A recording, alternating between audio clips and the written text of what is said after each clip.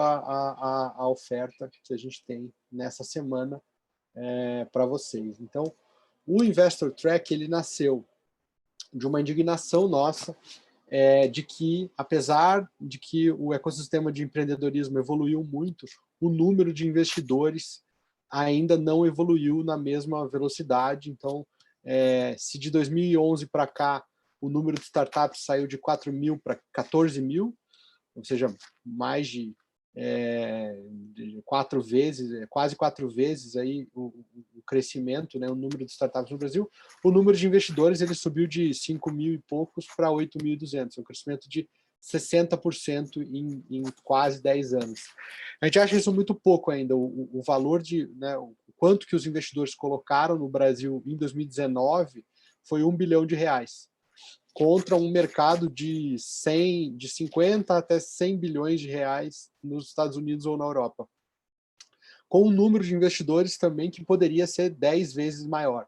Então, o que a gente quer fazer com o Investor Track é dar a chance para formar um mercado 10 vezes maior do que ele é hoje, seja de 8 mil investidores para cerca de 100 mil investidores, e esse mercado aumentar a liquidez de R$1 bilhão para 10 bilhões de reais, pelo menos. Ainda não seria idêntico ao que é o mercado americano, ao mercado europeu. Então, tem bastante espaço para crescer. Por que ele não cresceu até hoje? Quais são os problemas do contexto? Ele é uma atividade coletiva de longo prazo que requer uma passagem de estágios, né? Você precisa passar o bastão de investidor para investidor, é uma corrida longa, é uma maratona que dura 10 anos. Então, você não aprende isso do dia para a noite. Os investidores têm dificuldade de se aprofundar no assunto, não tem um programa organizado que consiga fazer você conhecer investidores de todos os estágios da cadeia. Então, o que tem são grupos de anjos que só falam entre anjos, tem o grupo dos VCs que só falam entre os VCs, e ninguém consegue conectar os investidores para que ele consiga passar a bola do investimento. Então, eu entro como anjo, depois eu apresento para um investidor maior, para um fundo, e assim sucessivamente. É uma coisa necessária para o investidor, não é um esporte individual isso aqui, então não tem como ganhar jogando sozinho, tá? Você precisa estar conectado a uma rede de investidores para aumentar suas chances de sucesso, é um fato, e é por isso que as pessoas não começam, né? Porque muitas vezes falta alguém que apresente toda a turma, né? Todo o ecossistema. Acessar Dealflow, ele é escasso, ele é fechado, atrancado, ou seja, a oportunidade de investimento não está batendo na tua porta, ela está indo para os grupos fechados, para os fundos, e não é distribuído de maneira igualitária, é bem desigual. Os cursos que existem muito teóricos no mercado, eles estão desconectados com a prática, e então a gente resolveu criar um negócio que conciliasse a teoria e a prática. Por que agora é o momento certo, o momento ideal para você que está pensando em investir em startup, participar do Investor Track? Ou para investir em startup, né? Melhor ainda, mais do que participar do Investor Track, realmente investir em startup. A taxa Selic, ou seja, a taxa de juros, vamos dizer, sem risco no Brasil, com o menor nível de risco do Brasil, agora ela é 2% ao ano. Então, foi eliminado o desestímulo a investir. Não é que nós estamos simplesmente estimulados, é que mais do que estimulados, a maior barreira foi eliminada, que é o custo da oportunidade de você fazer outra coisa com o seu dinheiro.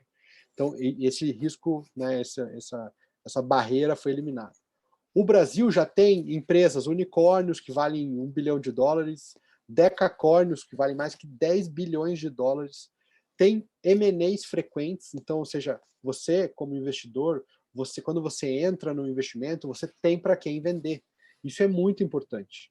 E isso é frequente, isso acontece todo dia. Todos os dias tem notícia de uma startup que foi vendida. Esse é o momento onde o investidor recupera seu capital. Ou não só recupera, mas todos os lucros vêm naquele momento. Então, é importante que tenha a porta de saída. Se não tem, muito pouca gente entra na porta de entrada, certo? Dado que é assim que funciona, né? O investimento que você entra agora, você vai sair em algum momento. O ambiente de tecnologia mudou drasticamente e a opinião dos investidores e das corporações também mudou drasticamente. A gente está aqui, né, utilizando uma tecnologia que é o Zoom, para conversar, e sem tecnologia, nenhuma economia do mundo estaria funcionando depois da pandemia, né? Então, acho que a pandemia foi um catalisador muito importante para esse mercado. Então, chegou um momento que o ecossistema dos empreendedores está preparado. A gente tem preparado um empreendedor bom para chegar afiado para falar com o investidor. E aí, esse empreendedor afiado está vindo falar com o investidor despreparado.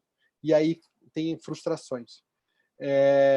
E isso está causando, inclusive, que a alocação em ativos, em alternativos, que são os ativos de startups, empresas de capital fechado, né, que não são ativos que estão listados em bolsas de valores, etc., está aumentando de 0,2% do PIB brasileiro para cerca de 0,5%, e ainda longe dos 2% a 5% do PIB das economias maduras. Então, chegou o momento que a alocação do brasileiro está aumentando, o brasileiro quer aumentar a exposição, mas ainda não está conectado com quem faz, não tem a oportunidade de conhecer quem faz para tirar dúvida, não tem com quem compartilhar o seu negócio, né? Ó, eu investi como anjo, para quem que eu passo? Onde é que eu encontro o próximo fundo que vai investir uma soma de recursos maior do que a minha? Né? Agora chegou o momento, e para isso a gente criou o Investor Track com 3 pilares. É um produto que ele tem 3 pilares que são bem importantes. Club Deals, ou seja, você vão ter encontros privados com empreendedores e gestores de capital de risco que estão captando recurso. Então, você vai ter acesso às pessoas e às oportunidades para tomar melhores decisões. Tá? Não significa que a gente vai te trazer um diamante inteiro bonitinho. Né? Muitas vezes a gente vai te oferecer ou vai permitir com que você acesse múltiplas oportunidades e você mesmo escolhe. Né? Experiências, a gente vai trazer conteúdos e eventos digitais como esse que vocês estão participando, que eles funcionam na forma de workshop de aperfeiçoamento para investidor, seguindo determinados temas e conteúdos. E comunidade, você vai poder tirar dúvida com esses Master Venture Partners, levar negócios para eles, e eles vão poder trazer negócios para você participar também. E isso vai funcionar como uma grande comunidade de investimento descentralizada, distribuída, de uma forma que você vai aprender com a comunidade e, ao mesmo tempo, vai ter a oportunidade de trocar negócios reais ao vivo. Tudo isso é feito pela e para a nossa comunidade de investimentos. Né? Nós fomos o criador aqui do mapa dos investidores do Brasil. Tivemos bastante destaque na mídia no ano passado, na Exame, na Isto é Dinheiro, na Gazeta do Povo, em vários lugares, pela nossa luta aí por mais investimentos em tecnologia. Ele é focado, a gente descobriu aqui que tem 2 perfis de pessoas, em geral, que se interessam pelo que a gente está fazendo. As pessoas que administram seu dinheiro próprio, investidor anjo, mentor de startup, executivo, conselheiro, herdeiro, pessoas muito ricas, sim, pessoas que administram o seu dinheiro. E os gestores de capital de terceiros. Tá? São 2, enfim, profissionais de investimento, gestores de recursos. A gente elencou alguns conteúdos necessários para você aprender através dos eventos digitais. Chamamos os Master Venture Partners, que são esses incríveis investidores que a gente tem trazido aqui nos nossos eventos, que são pessoas que investem, são venture capitalists que fazem cheques todos os dias. Então, eles vão estar debatendo contigo uma coisa que eles de fato estão fazendo. Tá? E a gente vai ter também uma área específica aqui para oportunidades, né, para você conseguir acessar todos os mais de 400 empreendedores que estão no ecossistema do Júpiter. Então, a gente vai atraindo os empreendedores, a gente já faz isso, a gente já veta deal flow, a gente já escolhe investimentos para os nossos próprios fundos, a gente vai começar a compartilhar os nossos investimentos com as pessoas que estão vindo. Então, a gente vai, de fato, colocar à disposição todos esses investimentos que vêm procurar a gente, que a gente gostaria de investir, e nos quais a gente acredita, confia, e por isso vai abrir a plataforma. vai abrir as oportunidades de um jeito muito peculiar, vocês vão conhecer durante o programa.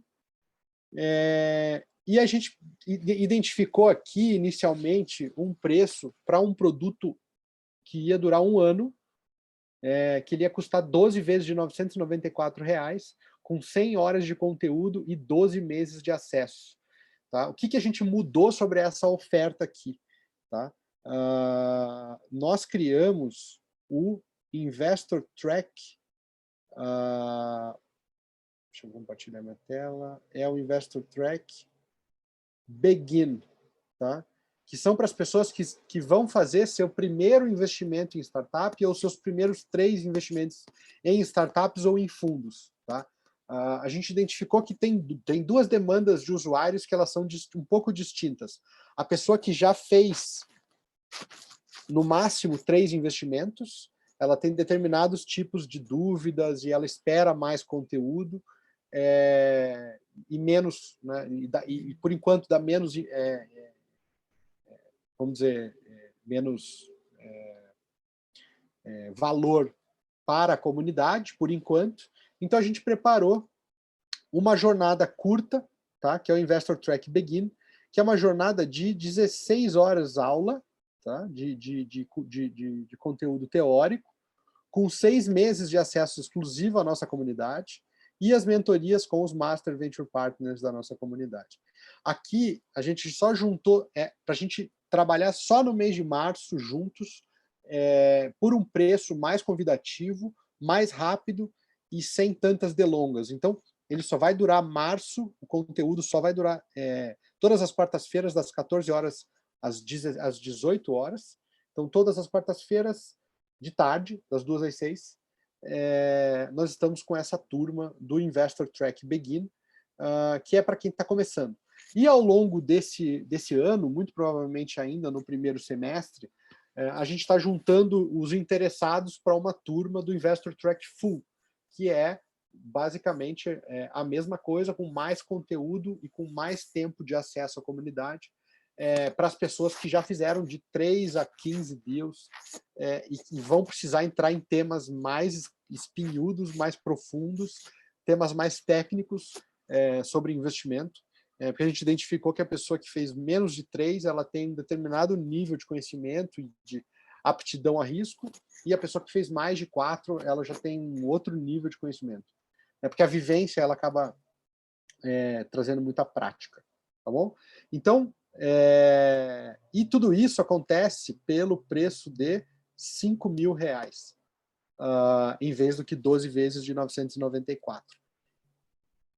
E como eu prometi ao longo desse painel das mulheres, né, a gente tem um cupom de desconto, uma oferta especial feito para mulheres, que ele é de 50% do preço original, que ele fica por R$ 2.500. Então, a gente pegou praticamente todo o valor que a gente entregaria por R$ 12.000 e a gente está entregando ele por R$ 5.000 e para mulheres por R$ 2.500. Então, a gente não vai mais fazer essa oferta, é a última vez que a gente vai falar sobre ela, a gente não vai voltar com esse mesmo estilo de produto depois. Então, você tem que garantir agora, tem que participar agora dessa versão. Se você precisa e quer começar a investir em startup, começa pelo Investor Track agora. Então, pode entrar aqui na nossa comunidade, comunidade.jupiter.co. Eu vou deixar o link aqui embaixo, já deixei o link aqui.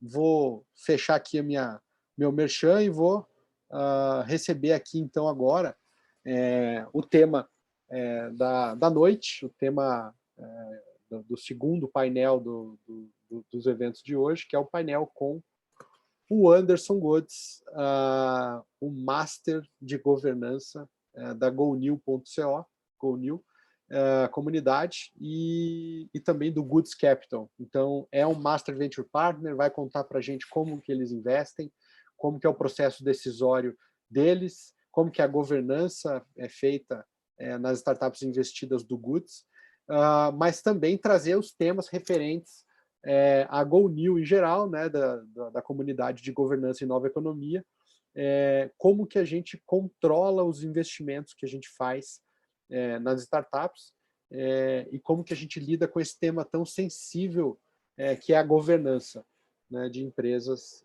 em geral, e como que a gente adapta o tema da governança em geral para o tema da governança de startups, dado que você tem diversos níveis de estágio de ciclo de vida dessas empresas. Então, queria uma salva de palmas virtual aqui para o Anderson. Obrigado por ter aceitado o Isso, cara.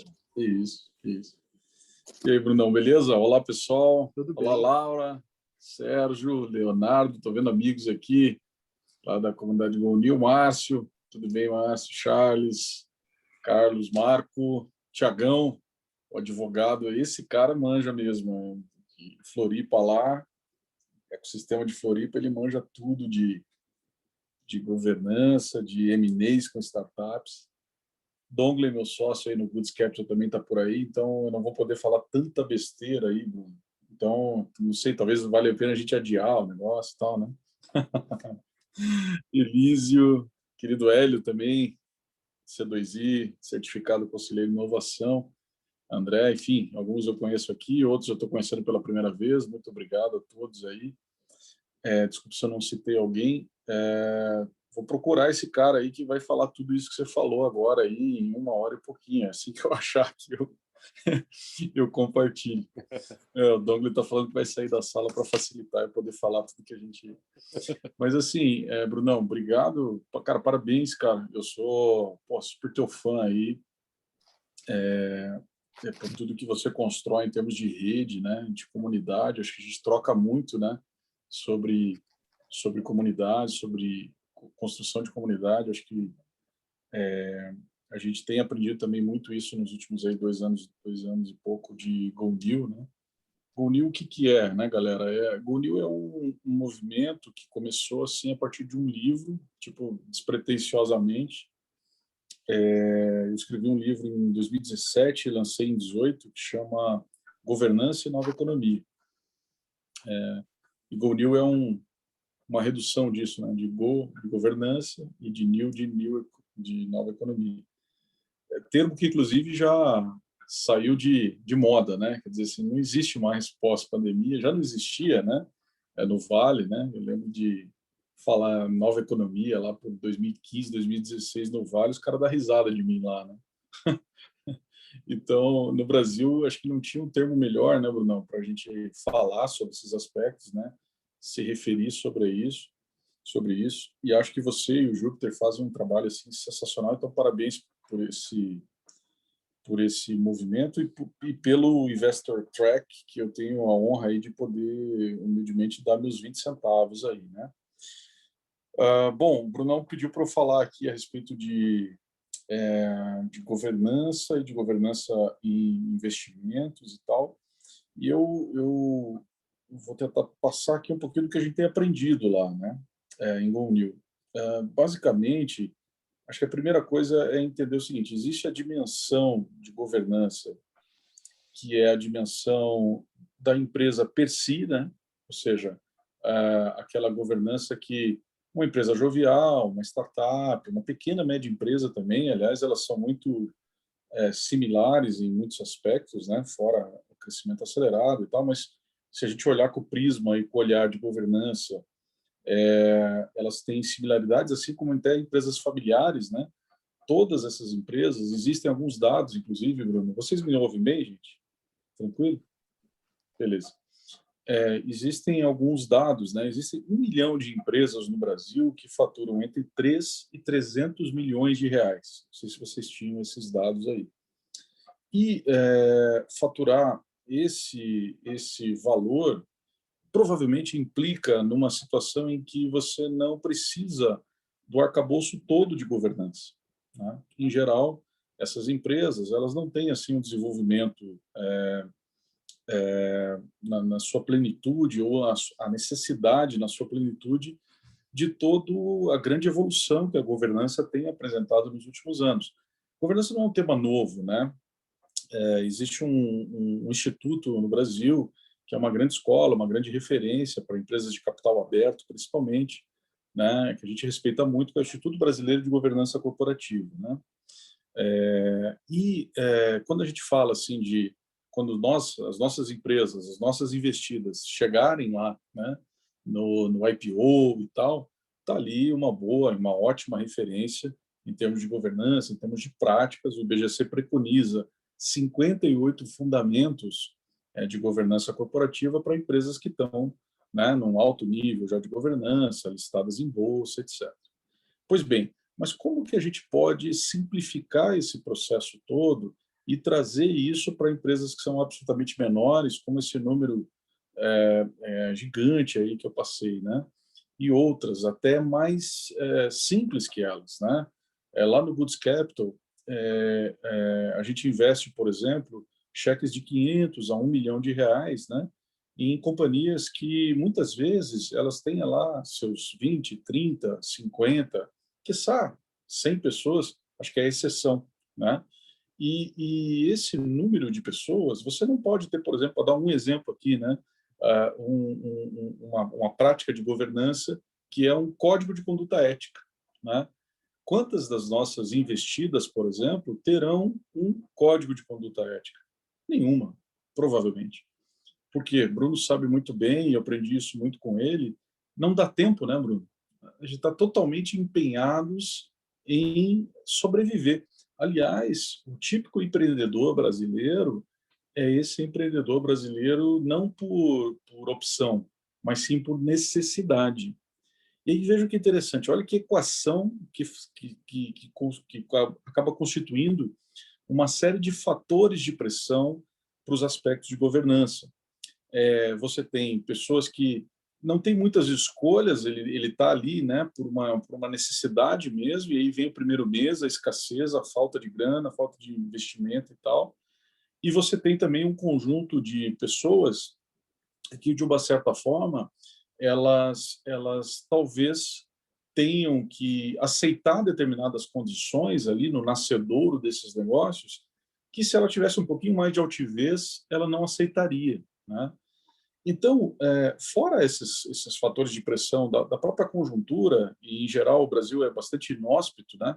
Aliás, estávamos hoje, ontem, aí, nos últimos dias, numa grande discussão, o Bruno também, comunidade de anjos e VCs toda mobilizada, a GoNew também, em prol de defender, né? O Hélio, que está aqui, inclusive, mandou hoje uma carta, né, para 81 senadores, né, se eu não me engano, né, pedindo apoio para tudo que nós estávamos mobilizando lá em termos do marco legal de startups, né? Então, em geral, e muitas dos nossos pleitos não foram atendidos, por exemplo, do ponto de vista regulatório e tal. Nós temos um país, né, com também uma condição de um pouco inóspita, né, muita burocracia e tal.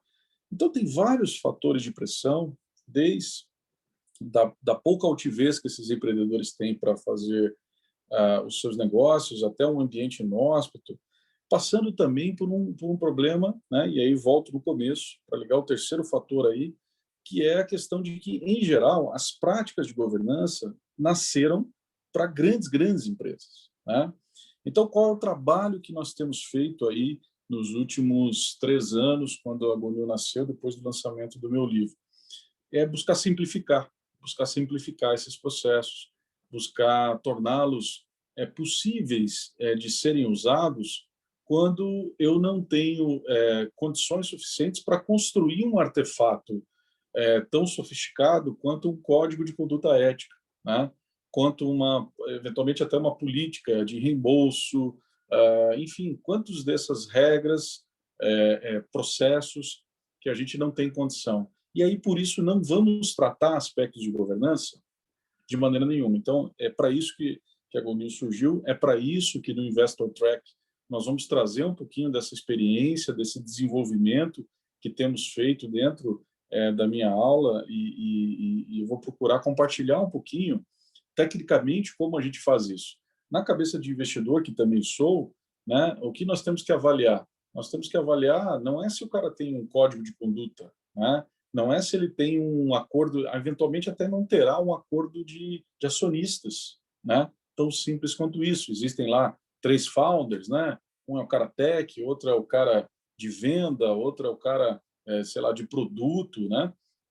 E dentro dessa característica, ok, a gente consegue avaliar, a gente tem dimensão de avaliar, por exemplo, através de um curso como esse do Bruno, a gente consegue avaliar e ter mais riqueza de detalhes a respeito de se o unit economics está de pé, né? Quantas dimensões a gente vai poder avaliar aqui que são tecnicamente, vamos dizer assim, endereçáveis. A questão ética, Steve Jobs dizia uma coisa muito legal, né? Diz a lenda que se perguntavam certa vez para ele como que ele garantiu compliance no começo da Apple, né? Como que ele, né? Então, não sei se a gente pode abrir aqui para debates e tal, Brunão, né? Se alguém quiser colaborar, mas como que vocês imaginam, né, que a Apple, que virou a Apple lá, quando estava lá na garagem, né? Aqui já teve no Vale lá, já foi. Aliás, o dono lá da garagem hoje em dia, que não tem nada a ver com a Apple, recebe a balas lá, quem vai visitar lá, o cara não gosta, né? E eu e o Douglas já tivemos lá. E aí, nesse sentido, como é que ele pregaria, né? Como é que ele irradiaria, né? Ou talvez um pouco depois ali da garagem, um pouco de compliance, se ele também não tinha essa possibilidade de criar muitas regras e tal, se não era nem o momento para isso. Quem chuta aí, né? Uma das práticas que eu coloquei, né, no meu livro foi carisma, né? Inspirado um pouco em Steve Jobs, né? Steve Jobs irradiava a compliance através do carisma. E esse é um dos elementos que a gente tem pregado, por exemplo. Claro, precisa ser articulado, né? Tem uma linha tênue que separa o carisma do ego, né? E desses líderes messiânicos que muitas vezes a gente vai avaliar aí nas startups. Mas, em geral, existem aí oportunidades da gente simplificar um pouco os métodos e de ter uma avaliação, por exemplo, do quanto esses founders estão alinhados enquanto sócios. Tá? Então, a gente vai estar compartilhando na aula, por exemplo, um dos artefatos. Na verdade, né, Bruno, até é o primeiro case de um capítulo de um livro que vira um spin-off. Você já viu isso aí, Bruno? Não existe na história dos livros, né, da literatura, né, um caso de spin-off de capítulo de livro. Pois é, então nós temos lá na GoNew, né, e eu vou trazer isso para vocês aqui do Investor Track, que quando terminei o livro, Douglas lembra dessa história aí, né, puxa, eu pensei assim, cara, esse livro com 200 páginas, o empreendedor que eu fui e sou, né? Mas o empreendedor lá no começo, lá em 2010, tá? Estava começando a montar. Cara, eu não vou abrir um livro desse, né?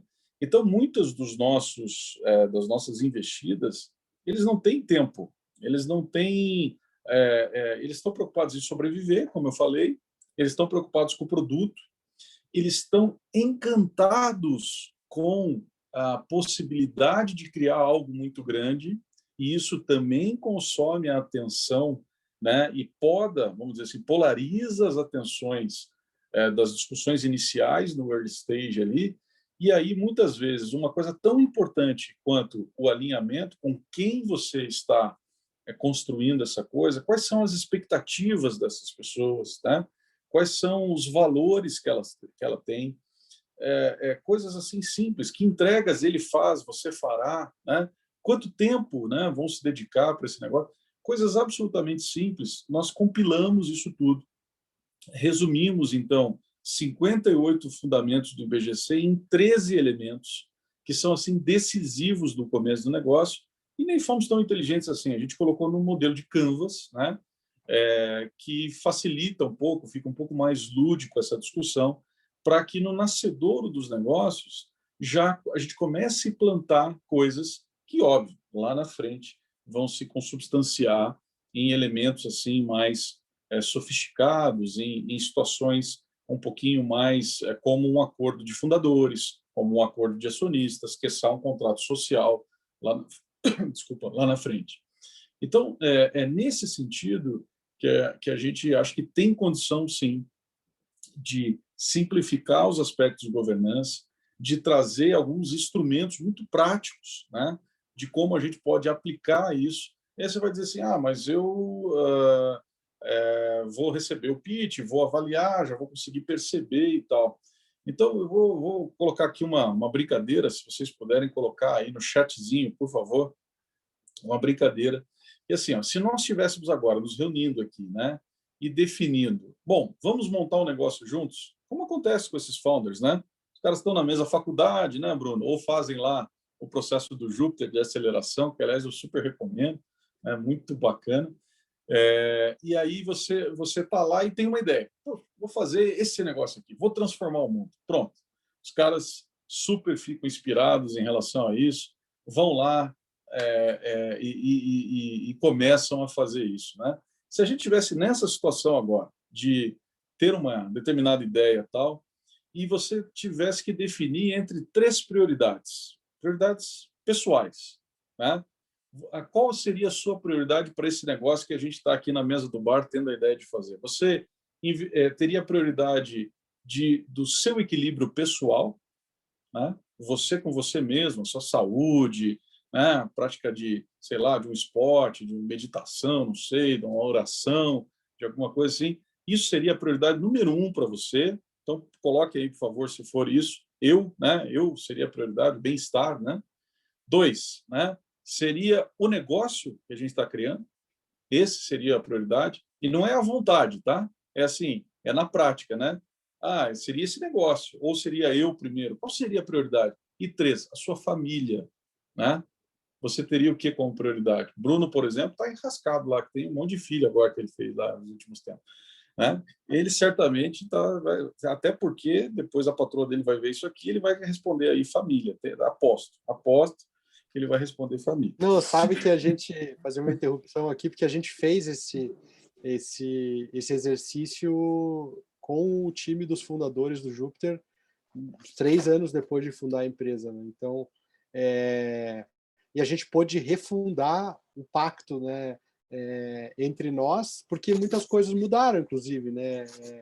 Eu, por exemplo, quando a gente começou a empresa, eu era solteiro, a Marina, outra sócia, solteira, e hoje nós dois somos casados juntos com 2 filhas. Então, as prioridades mudaram drasticamente em pouco tempo, em 4 para 5 anos, essa ordem se inverteu. Então, se antes a gente colocava o negócio sempre em primeiro lugar, e isso era um padrão entre todos os sócios da empresa, que a gente sempre se sacrificava demais pelo negócio, isso não era mais um valor absoluto que a gente acreditava, não tinha mais viabilidade de fazer isso, porque quem vai cuidar do filho se um ou outro ou os dois estão, né, trabalhando. Então a gente teve que repactuar isso. A governança, né, e assim, ninguém mais podia reclamar, né, nenhum sócio podia falar nada a respeito sobre, você está colocando como prioridade seu filho. Sim, as prioridades mudaram. Então, né, isso nunca mais passou a ser um tema discutido, foi um tema abraçado pela empresa. Então, e isso era um tema que antes ficava nas entrelinhas, ficava, né, às vezes não aparecia numa discussão de uma maneira evidente, mas estava na entrelinha. Então, é muito interessante que esse é um tema da governança da empresa, que ele precisa ser conversado, precisa ser pactuado, precisa ter um combinado entre os sócios, né?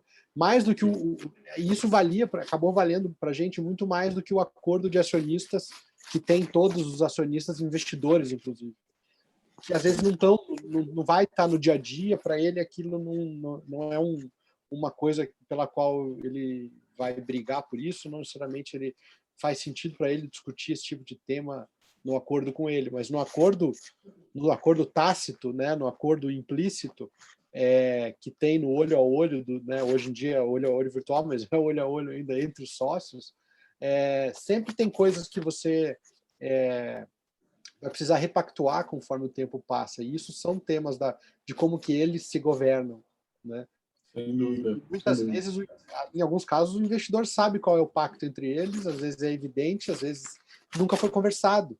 Então, acho que trazer esse tema de governança muito mais do que os termos os termos oficiais de uma companhia aberta, de que é essa fala sobre governança, são essas discussões de prioridade No de começo, sócio, né? No começo. que tem no estágio zero, né? Que tem no momento onde o negócio ainda está criando seu primeiro produto, está criando seu time ainda de uma maneira ainda mais devagar. Eu costumo dizer o seguinte, Brunão, que ninguém morre de notícia ruim, mas de susto morre. Então é o seguinte, cara, você não conversa, não tem umas conversas meio difíceis assim, né? Primeiro porque não tem um guiazinho rápido assim, né? Quer dizer, o que eu devo conversar no começo? O que eu devo avaliar do ponto de vista de governança quando não existem efetivamente esses ativos, né? Então a gente prega que esses 13 elementos eles sejam avaliados, aliás, no Goods Capital, né? A gente inclusive pede para todas as investidas que eles preencham esse tipo de informação. Então para nós é condição para que o investimento ocorra, que eles coloquem, se posicionem em relação a como está ali. Deixa eu entender um pouquinho o termômetro de como está essa relação societária do ponto de vista soft mesmo, do ponto de vista que são, na verdade, se a gente for ver, o risco maior para o negócio, muito maior do que o risco de produto, né? Do que o risco do mercado, né? Ou do que o risco, sei lá, até de pivô, de mudança, de incerteza e tal, é o risco do relacionamento societário. A maioria dos negócios morre por problemas justamente desse tipo de coisa. Mas não, mas está tranquilo, eu estou avaliando, né? Estou fazendo isso, estou percebendo que está legal. Então, e a gente compartilha isso lá na minha aula no Investor Track com um pouquinho mais de tempo, né? E um pouquinho mais de toolkit, assim, né? De ferramental para você poder avaliar isso melhor e para você poder conseguir mensurar um pouquinho qual é efetivamente o tamanho desse risco do ponto de vista de relacionamento societário, né? Aliás, tem algumas entidades que têm, né? Quando você vai até obter, vamos supor que nós não estivéssemos falando aqui da questão de crédito per si, assim, de investimentos, né? Anjo ou de investimento em startup. Nós estamos falando, então, de uma outra fonte de grana para uma empresa, né? Para uma empresa dessa jovial, quiçá seja um empréstimo bancário. Pois bem, hoje, quando uma empresa vai lá no BB Empresas, por exemplo, bate lá, né? E tenta obter um valor, existem alguns serviços, né?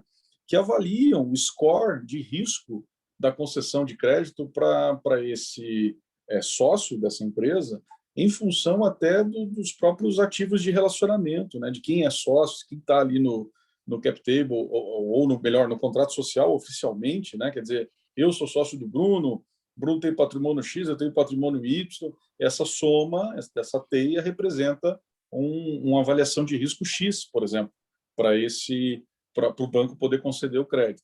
Pois bem, e nós, para sermos masters, né, em investimento, né, do Investor Track aí, a gente também tem algumas ferramentas que a gente pode, sim, utilizar para a gente conseguir avaliar um pouquinho o que nós julgamos ser o principal ativo de risco dessas empresas joviais, que é o soft, não é o hard, não é o fato de eu ter patrimônio X ou Y, mas é o fato de eu não estar muito alinhado com o founder, entre os founders, né? Anderson, mas que tipo de desalinhamento? Pois eu citava aqui, né? Um pouquinho antes do Bruno nos ajudar com o exemplo dele, eu citava entre três coisas, né? O que definiríamos como prioridade, sendo família, esse negócio ou eu mesmo. Então, vou citar para vocês o que eu fazia lá em 2010, 2011. Eu chegava com meu sócio, ele tinha 20 anos mais velho que eu, né? Aprendi muito com ele, mas a gente tinha apetites de risco totalmente diferentes para o negócio. Eu queria crescer exponencialmente, ele queria proteger um pouquinho mais o CPF, né? Esse tipo de avaliação, que são expectativas ou apetite de riscos diferentes, por exemplo, em dois fundadores que são sócios, a gente precisa avaliar. E isso é artefato que depois, lá na frente, vai se consubstanciar num acordo de fundadores, vai se consubstanciar num acordo de acionistas. Depois isso vai lá mais na frente se traduzir em políticas sejam quais forem dentro dessas empresas, da medida que elas vão evoluindo. O ponto é, o livro Governança e Nova Economia, então, para você que está assistindo ao vivo ou estiver assistindo depois aí que estiver gravado, né, você pode até ter acesso já adiantando, né, uma coisa que eu vou fornecer a todo mundo do Investor Track, o meu livro gratuitamente, né? Pode baixar a versão digital. Então, você pode entrar lá em www.gonil.co. Daqui a pouquinho eu coloco aqui no chatzinho. E você entra lá, tem o livro à disposição. Tá? Você pode baixar gratuitamente. E nesse livro, a gente criou... Existem hoje duas formas da gente estabelecer governança para pequenas, médias empresas e para startups no Brasil, que assim, são publicadas, são realmente pesquisas um pouco mais profundas e modelos e frameworks definidos de maneira mais consistente. Um modelo que eu chamo de modelo IVTE, né? Eu já explico essa sigla aí, e o outro modelo, que é o modelo BIS. Né? Então, quais são essas diferenças? A gente vai falar disso lá com mais riqueza e vai apresentar esses modelos para vocês. Mas só de bate-pronto aqui falando, o modelo IVTE é um modelo que eu sou um dos colaboradores também, um modelo que foi lançado pelo IBGC, Instituto Brasileiro de Governança Corporativa, né? Eu sou um voluntário lá, fiquei 2 anos nessa comissão que fez uma publicação, né? Nós vamos falar disso também na aula e vamos ter acesso a essa publicação. E ele tem uma diferença para o outro modelo, que é o BIS, que é o modelo que está no meu livro, que é muito nobre e, aliás, é bastante legal para a gente, como investidor, de ter referências diferentes de como aplicar a governança nessas empresas joviais. No primeiro modelo, no modelo IVTE, ele condiciona aos estágios de quase que de produto, a gente poderia chamar assim. Né? Então, o que é o IVTE? É ideação, validação, tração e escala. O que ele está dizendo de uma forma para nós? A gente vê isso com mais detalhes aí na aula. Ele está dizendo o seguinte, olha, quando eu estou em ideação, eu preciso ter algum tipo de recurso, algum tipo de necessidade de governança, algum tipo de prática, por mais simples que seja, mesmo estando em ideação.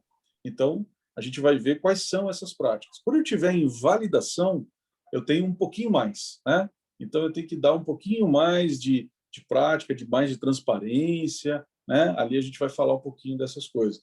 Quando eu estou, por exemplo, em tração, eu já tenho que dar um poucão mais, né? Já está ali quase chegando a hora de você ter quase tudo de governança, certo?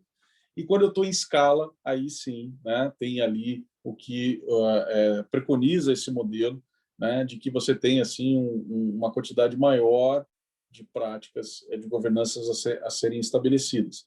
Pois bem, esse é um dos modelos existentes. Qual é o outro modelo que até surgiu antes, né? Surgiu em 2017, o lançamento do livro em 2018. O modelo do IBGC que eu colaborei já foi publicado em 2019, né? Um ano depois, inclusive foi muito útil para mim, porque todas as inquietudes que eu tinha e não tinha dado tempo de fazer no livro, eu empurrei para lá, né? Então deu tempo de contribuir aí com a sociedade por um outro artefato. E no livro original, no livro Governança e Nova Economia, esse que está lá à disposição de download para vocês, a gente pensou, eu pensei com a cabeça de investidor, né? Eu pensei com a cabeça diferente. Eu falei assim, puxa, né? Tomei uns vinhos e tal, fui ficando criativo, né? Estava fazendo mestrado na época. E quanto mais vinho eu tomava, mais criativo eu ficava. E eu ficava pensando lá em 2016, 2017, cara, como que eu vou pegar toda essa governança e 58 fundamentos que o IBGC preconiza para a empresa que está listada em bolsa e tal, e eu vou cortar isso para a empresa pequenininha, né? Para startup e tal. Como é que eu vou fazer esse negócio? Tá, como é que eu vou fazer e tal?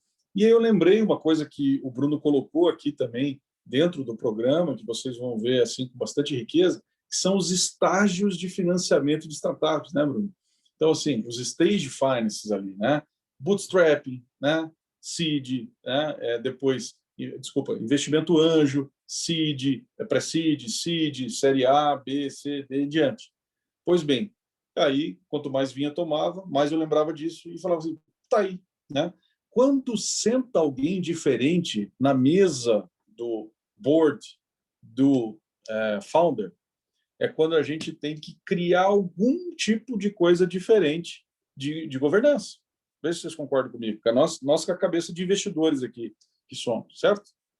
Com a cabeça de investidores, a gente tem que pensar um elemento diferente. A gente tem que dizer assim, olha, eu acho que eu preciso entregar para esse cara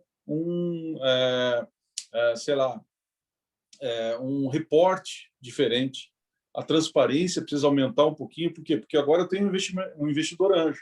Antes, em bootstrapping, né? Ou seja, no primeiro estágio ali, onde eu mesmo estou estou amarrando meu sapato, eu não tenho esse tipo de coisa. Eu não preciso prestar contas, a não ser para o meu marido, para a minha família, sei lá, né? Mas, assim, em geral, o nível de governança é praticamente nulo, né? Pois bem, na medida que eu vou avançando, então, nesses estágios diferentes, e é isso que a gente prega neste modelo, né? E eu vou incrementando um pouquinho mais dessa governança, né? Então, eu resumi para vocês aqui, em 2 minutos, 2 anos de mestrado, né? Um livro inteiro de 200 páginas e umas 12 garrafas de vinho, né? Que eu tomei para chegar a essa conclusão bem simplesinha, certo? Mas que ajudou a ter um dos modelos, né? E aí você vai dizer assim, tá, mas o que eu uso, né? A gente vai falar um pouquinho mais disso na aula e tal, mas assim, perceba que mesmo os modelos, o modelo BIS, né, que é esse Bootstrap, Investimento, Series, tal, etc., semente, etc., que é esse acrônimo, né, dos estágios de financiamento de startup, mesmo esse, ele não é aplicável a todas as startups. E nem o modelo IVTE, que é o por quase que um estágio de produto. Eu, por exemplo, quando eu cheguei na comissão lá do IBGC, eu era muito crítico, porque eu vinha com a cabeça do modelo que eu tinha montado no mestrado e tal. Eu falei, não, gente, a prática, né, de investidor aqui muda quando senta alguém diferente, eu tenho que ter reporte diferente, eu tenho que aumentar a minha maturidade e tal. Pois bem, e o pessoal do IBGC, com razão, falou assim, peraí, Anderson, você está dizendo que eu tenho que condicionar o aumento da evolução, da maturidade de governança de uma empresa jovial ao fato dela passar por uma nova rodada de investimento? Putz, aí eles me quebraram as pernas. Eu falei, é verdade. É verdade. E aí, quer ver um exemplo, né? Que é muito conhecido aí? Um unicórnio brasileiro hoje, que é o Ebanks, nunca buscou investimento, foi buscar agora, para a secundária, para os caras ficar, né, mais resolvidinho na vida, né? Os três, né? Mas eles, durante muitos anos, né, não sei quantos anos, acho que 5, 6 anos, né, 4, 5. Né, por aí, foram crescendo, aí muito próximo já de se tornar unicórnio, e fizeram uma rodada. Mas, durante todo esse período de 5, 6 anos, eles nunca foram atrás de investidor. Não indo atrás de investidor significa que um unicórnio não deveria ter melhorado a sua governança? Obviamente que não. Então, perceba que legal que é a gente ter 2 modelos, né? E nós vamos falar disso na nossa aula.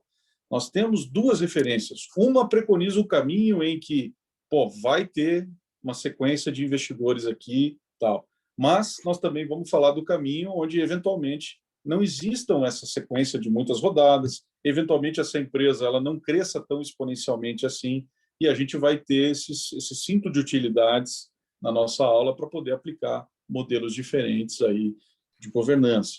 Então, acho que é um pouquinho disso, né, Bruno? De estar falando um pouquinho desses modelos, do que a gente vai estar conversando aí. Percebo que até agora a gente só falou de uma das dimensões da governança em nova economia, que é o que a gente prega aqui, que está aqui no meu... Isso aqui. Né? E a gente tem até um programa específico para isso, mas eu não vim aqui para falar disso. Né? Perceba que até agora a gente falou só de uma dimensão, que é a governança da empresa per si. Tá? A gente tem um trabalho mais extenso disso, que começa a discutir, por exemplo, eu sou um investidor serial. Eu tenho, como o Bruno tem, um portfólio de investimento de N empresas. Eu sou uma corporate venture. E eu tenho, por exemplo, N investimentos. E aí, como é que você começa a estabelecer a governança de um portfólio de startups? É uma outra discussão. Tá? Então, é um outro estágio, e para isso a gente também fala desse outro momento da governança. Mas não é só isso. A gente também tem uma outra dimensão, que é quando eu, por exemplo, faço uma análise mais ampla dos modelos existentes ao redor do mundo. Porque, veja, a governança ela é muito hiperlocalizada. Ela nasceu enraizada às questões legais, né, de cada país. E o que nós temos com as empresas digitais? Empresas que estão em Delaware, empresas que estão aqui, estão acolá, e aí você começa a ter grandes conflitos que a gente está vivendo, por exemplo, das big techs com as regulações de cada país, certo? E isso não vai se resolver tão rapidamente. Por quê? Porque na essência da coisa, no fundamento da coisa, eu tenho empresas que são absolutamente overseas digitais, de um lado, e de um outro lado, eu tenho absolutamente um modelo do velho poder, de hiperlocalizado, né? Onde essas instituições, inclusive, que preconizam e que regulamentam esse tipo de coisa, elas têm uma dificuldade de olhar até para o seu próprio umbigo do seu próprio país, né? Vamos dar exemplos. O Facebook, aquele mesmo, do escândalo de Cambridge, né? Diante, por exemplo, de procurar ali se reinventar, tal, cria ali, acho que uns 2 anos atrás, 1 ano e meio, 2 anos, o Libra, né? Que era uma coin, uma cripto do Facebook, né? Que tinha ali N empresas, quando foi anunciado com poupas e circunstâncias, né, Bruno? Por N empresas, Mastercard, não sei o quê e tal, um monte de grandes players do mundo, que estava, olha só, né, Facebook com sede na Califórnia. O que eles fizeram com isso? Suíça, numa fundação, né? E aí a senadora americana lá, que protestava com esse negócio, levanta lá no Senado americano e começa a dizer assim, oi, para com esse trem, né? O que é isso? Para, né? Chama o cara, começa a falar. Mas peraí, não é jurisdição, né? Quer dizer, como é que ela pode estar falando de uma fundação que está na Suíça, que é um crypto valley, que tem muito mais disposição para coisa? Então, esses conflitos que perpassam coisas simples, a gente sempre viveu um pouco isso na indústria de software, isso não é novo exatamente, né? Sempre existiu essa coisa, mas isso tem se avolumado agora por uma série de, primeiro, pela velocidade do crescimento dessas empresas, por estar na ponta dos dedos, por envolverem tecnologias das mais diversas, e aí a gente chega ao cúmulo de um presidente americano querer proibir um aplicativo, né? Então, olha só como é que está indo a coisa, né? A gente chega ao fato de que tecnologias como 5G, né, também afetam isso. Então, não vou me estender aqui, porque a gente está quase que fugindo um pouco da pegada de governança para as startups e para os investimentos específicos, mas, no final do dia, tem tudo a ver. Porque o conflito do uso da tecnologia versus as regulações, né, ele está justamente entranhado nos investimentos que a gente for fazer. Então, isso, de uma certa forma, representam, sim, riscos a esses investimentos, que muitas vezes, ao estar ali no nascedouro da coisa, a gente não avalia corretamente uma startup e tal. Então, a gente fala também sobre esses aspectos para criar um pouquinho de repertório aí para todos vocês, tá bom? É nesse sentido que eu tentei aqui, desculpa, eu falo muito, né, Bruno? Não sei se é essa a pegada. Não, é essa mesma pegada, né? Colocar um pouco do teu toque aí de governança, de tudo que a comunidade te traz aí, te municia, né? De muita... você tem muitas armas aí de governança para falar sobre esse tema. É um tema necessário, né? Não adianta despejar dinheiro nas startups e ninguém olhar como governa, quem governa, né? Também não adianta fazer, como você falou, também nunca tinha pensado nisso, mas só vai trocar governança quando receber aporte, se não receber aporte, quem governa, daí fica desgovernado o bicho, ou enfim, ela não se adapta ao seu novo tamanho, né? Com certeza é um tema que tem que ser independente de receber ou não receber investimento, né? Mas tem que receber investimentos normalmente acontece num momento de passagem de bastão do seu ciclo, né? Então você está saindo da infância, está indo para a adolescência, muitas vezes um aporte antes ou logo depois disso, culmina numa troca de estágio da empresa muito relevante.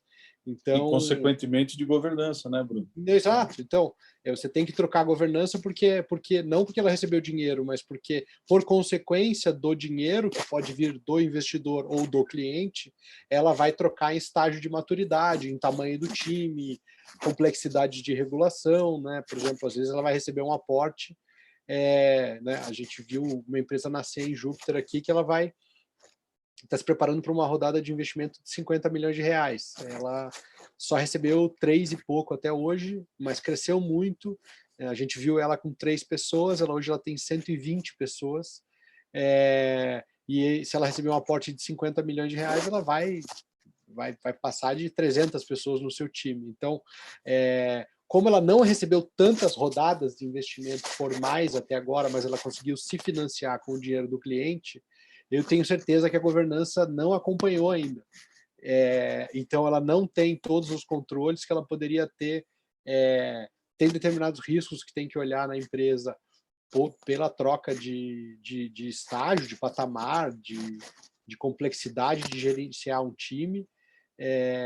E na medida que você vai começando a colocar camadas estratégicas e táticas dentro do time, né, o senior management e também você tem uma preocupação grande em formar middle management já. Se você está tão preocupado em colocar lá diretoria de alto nível, gerência de alto nível, por que você não está preocupado em conferir se a estrutura da governança, os conselhos da empresa estão certos? Não seria o momento de implementar um comitê específico, né, e não só um conselho de administração ou um conselho consultivo, mas que tivesse um comitê de pessoas, um comitê de marketing. Então começa a pensar um pouco nessas estruturas que vão pavimentando o caminho do crescimento da empresa, né? Então, se ela não evoluir para esse lado, ela acaba não travando o crescimento da empresa. Então, eu percebo assim que os investidores precisam ficar muito ligados nesse tema. Dado que o investimento em startup é uma maratona de longo prazo e é uma maratona com passagem de bastão, né? Porque como você vai passando a empresa de estágio e de investidor para investidor, eu já vi muitas vezes aonde essa passagem de bastão ela termina muito mal, porque a empresa foi em vez de passar o bastão, taca o bastão nas costas do cara. Alguém não viu que um bastão precisava ser passado. E muitas vezes isso até, quando começa a ficar até maior, entra sempre a discussão se o fundador deveria continuar estando na gestão, né? Se ele deveria, né, desconectar a gestão e a propriedade, né, que é um tema clássico, né? Não necessariamente o dono vai administrar, né? Vai ter administradores muito mais profissionalizados da empresa. Então, esse é um tema que é crucial em algum momento do scale-up da empresa. Esse tema vai ser abordado, porque muitas vezes o fundador, isso é muito normal, que a empresa a atividade que você faz como fundador, ela vai mudando muito ao longo do tempo, e a hora que você olha, o fundador está fazendo um negócio que ele não sabe, não quer fazer. E aí vem o tema de que, para um conselho, que o fundador quer sair de determinada função, ou muitas vezes tem muita gente que acha que é sempre o contrário, né? Que é como aparece no filme do Facebook, ou como aparece na história da Apple, que o conselho quer destituir o fundador e tirar ele fora. Hoje em dia, meio que eu sinto que depois desses exemplos, foram coisas que passaram a acontecer menos. Né? Então, você não necessariamente tira o fundador do CEO, mas deixa ele de CEO, mas tira as atividades do CEO, né, e passa para um COO, por exemplo. Mas é um tema clássico, né? Se tem funcionários que não vão acompanhar a mudança de patamar da companhia, que eles são bons de 2 a 20 pessoas, bons de 20 a 100 pessoas, talvez eles não sejam bons de 100 a 500, nem de 500 a 1.000, nem de 1.000 a 10.000 pessoas no time. Então, se isso vai acontecer com o time, talvez aconteça com o fundador, né? Como é que o conselho vai receber um pedido de passagem de bastão do fundador, sem parecer que a pessoa está desistindo, sem também parecer que deu alguma coisa mega errada, que deu um conflito, né, e que a empresa está indo mal, por isso a pessoa está querendo trocar de papel no dia a dia. Então, esses temas eles vão trocando de roupa ao longo dos anos e eles podem determinar o sucesso ou insucesso de uma rodada de investimento também. A gente muda, né, Bruno? A gente muda no decorrer dos anos, né, cara? Todo mundo amadurece, né, ao longo do... Às vezes a gente não para, né, acho que não pensa tanto sobre isso. Pô, investir numa startup pode durar 10 anos. Tipo, tudo pode acontecer nesse período. É muita coisa. É uma vida. A pessoa... É uma metamorfose. Se somos uma metamorfose ambulante, né? Imagina o nível que é a metamorfose ambulante da soma do que somos, né? Porque se a empresa é o resultado de várias pessoas, são várias metamorfoses, imagina o que é a master metamorfose, que é a vida desse animal que é a empresa, né? Então, é um negócio que tem que estar sempre revisitado. É um tema que os fundadores, os investidores têm que ficar bastante em cima. E tem sempre material, assim, lifelong discussão para sempre, né? Eu acho que é crucial. E tem que ser simples, né? Tem que ser simples, é o que a gente defende, né? Então, o próprio Board Canvas que a gente vai estar vendo aí no Investor Track, ele tem essa função.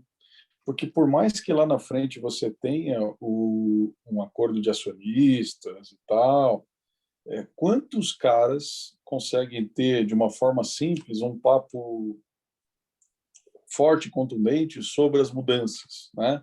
E principalmente estruturado, assim, quer dizer, que tem ali um conjunto de coisas, cara, precisamos falar dessas coisas aqui, né? Então, o que tem acontecido muito lá na GoNew, e a gente possa inspirar um pouquinho aqui o pessoal do Investor Track, é justamente criar formas que você possa ter momentos, cadências, né, em que você reavalia essas mudanças no decorrer dessa evolução, né? Basicamente, a gente vai ter eventos de sobressalto de governança ou decorrentes de tempo, é o que a gente preconiza, né? Quer dizer, ali de X em X tempo, sei lá, vai depender do negócio, 6 em 6, de 1 em 1 ano, 2 em 2, não sei. Mas a gente preconiza que alguns steps sejam definidos, como no mercado financeiro, né? Quer dizer, você ali põe o que eu brinco que joga âncora, porque daqui a pouco o barquinho para ali, né? Então, pelo menos define aonde você joga a âncora para rediscutir esse ponto. Ou vai ocorrer mediante esses eventos vou para uma rodada de captação, né? Como esse caso que você estava citando, de 3 para 50 milhões, e duas coisas acontecem. Ou esse cara ele entende que ao mergulhar e preparar um pouquinho melhor a governança, ele está trabalhando com o equity da companhia, né? Ele está valorizando a companhia, né? Porque quando chegar essas avaliações, esses duas de 50 milhões e tal, cara, certamente os caras não vão colocar dinheiro aonde ele vê que ele tem risco de alinhamento societário, que ele tem um risco de compliance muito significativo e tal. Ele pode conviver com algumas arestas e tal, é normal, eles também entendem isso, mas esse risco ele não pode ser absolutamente significativo. E aí, isso é depreciativo a esse ativo, né? Então, tem que se trabalhar justamente no nível de uma governança simples, né, adequada ao porte da empresa, mas também não pode se deixar. Por isso que a gente prega, né? Aliás, é o tema da nossa aula, está aqui nas minhas camisetas, ó, né? Speed and Some Control. O Bruno tem uma dessa, e todos vocês que participaram do Investor Track, estou prometendo aqui agora, não sei nem como é que eu vou cumprir, vocês vão ganhar uma dessa também. Aí, pronto, falei. Então, vão ganhar uma camiseta dessa sim. E é o que a gente prega, né, Bruno? Velocidade desses negócios, mas algum controle, né? Esse algum, ele não é nem o controle demasiado, nem controle de menos, né? Por definição, eu brinco assim, né? Ninguém acorda no Brasil dizendo assim, hoje eu vou criar uma startup com super governança. Eu fiz isso. Você é o único cara. É por isso pior exemplo, né, de excesso de controle que uma pessoa pode colocar numa startup. Eu coloquei na nossa própria, no Júpiter. Ela é nasceu verdade. sendo uma SA, uma sociedade anônima, do momento que ela nasceu, com um conselho de administração formal, e ninguém queria sentar na cadeira. Gente, isso foi assim, porque a pessoa, eu vou botar lá minha, né, perdão da palavra, minha bunda na janela lá, eu vou ser o conselheiro da administração da empresa, se fizer qualquer coisa errada, a culpa é minha. Então, e Eu aí lembro que você me eu não contou esse podia, caso. eu não podia decidir o futuro da empresa, porque eu determinei que a empresa ia ter um conselho, e o conselho eu não conseguia nomear ele. E aí eu tinha que fazer publicação de balanço, de um monte de coisas que uma SA precisa, que, aliás, acho que esse foi o tema que a gente conseguiu vencer no Senado hoje, né, a briga do ecossistema.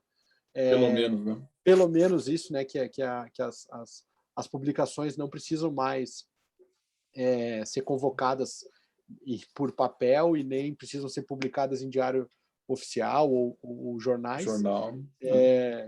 foi uma luta grande, mas enfim.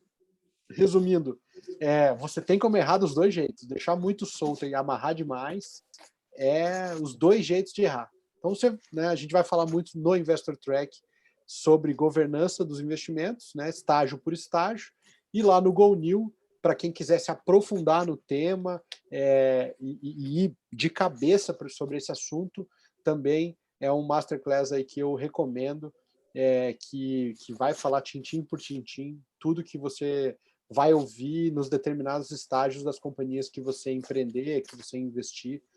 Com certeza é um aprendizado necessário aí para esse novo normal, essa nova economia, esse novo futuro que agora é a realidade, né? É verdade. Obrigado pela propaganda aí, Bruno. E é um privilégio tê-lo também lá como um professor, levando para a gente lá tudo isso que você vai poder compartilhar aqui com o pessoal, né? O teu conhecimento, eu aprendo muito com você também, cara, sobre investimentos e tal. Que legal. Poxa, prometi aqui camiseta, né? Prometi o livro, deixa eu colocar aqui para quem quiser, tal.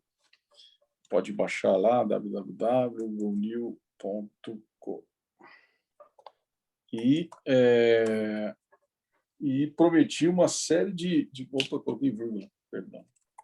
Uma série de conteúdos que a gente vai poder estar compartilhando ali dentro do Investor Track.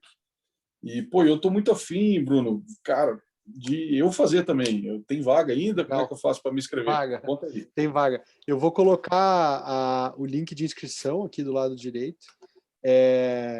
A gente tem algumas vagas ainda, vai ser uma turma bem limitada, é uma turma mais restrita, porque a gente está começando com isso.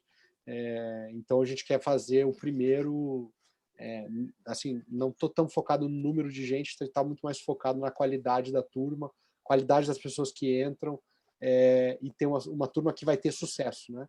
E sucesso para a gente significa que a pessoa aprendeu o que ela precisa aprender, ela está se sentindo preparada o suficiente para fazer um investimento, que ela tem acesso a pelo menos 10 opções para escolher, né? Ou seja, ela vai poder fazer um check durante o programa, vai encontrar uma startup que ela queira, e que depois ela pode se aprofundar no assunto, né, em conhecer cada um dos masters, de estudar mais, e de depois vocês vão ver que é um ciclo realmente eterno, né?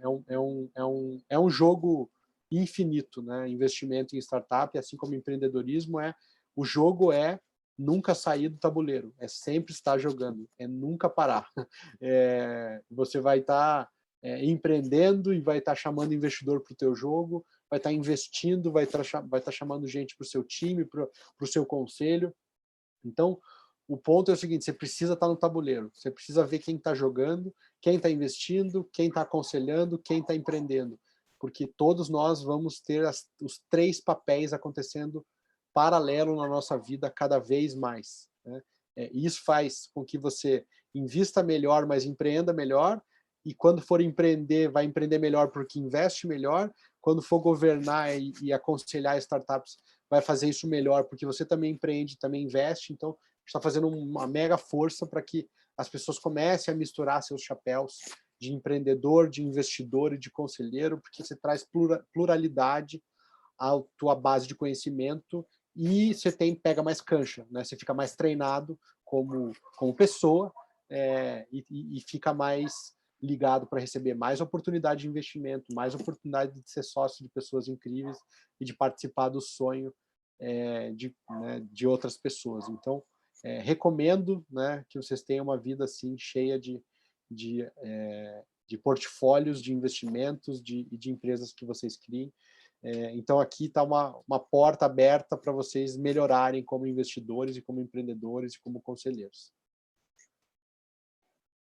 Valeu, gente. Vamos encerrar, que a gente já passou do tempo. 8h10, completada a missão de hoje, semana do aquecimento. Pegou fogo hoje, com artigo publicado na Money Times, com Clubhouse pela manhã, com encontro de empreendedor e investidor com a Márcia e com a Vivi, e agora fechando com governança com o Anderson. Fechamos o dia com chave de ouro, com conteúdo suficiente aí para algumas aulas já do Investor Trek. É isso aí, valeu, Hélio. Valeu, Carlos, aí, obrigado a todos. Tamo junto, Brunão, parabéns pelo trabalho aí, privilégio estar contigo aí e trazer um pouquinho aí do que a gente tem aprendido lá em GoNew para essa galera aí do Investor Trek. Prazer ver a Andréia aí também, bacana demais, querida. Então tá bom, tamo junto. Muito bom Abração. te rever, Anderson. Prazer te ouvir de volta. Isso, tamo junto. Valeu, Prazer, gente. Um abraço, até a próxima. Um abraço. Valeu, tchau, tchau. Um abraço a todos, tchau, tchau.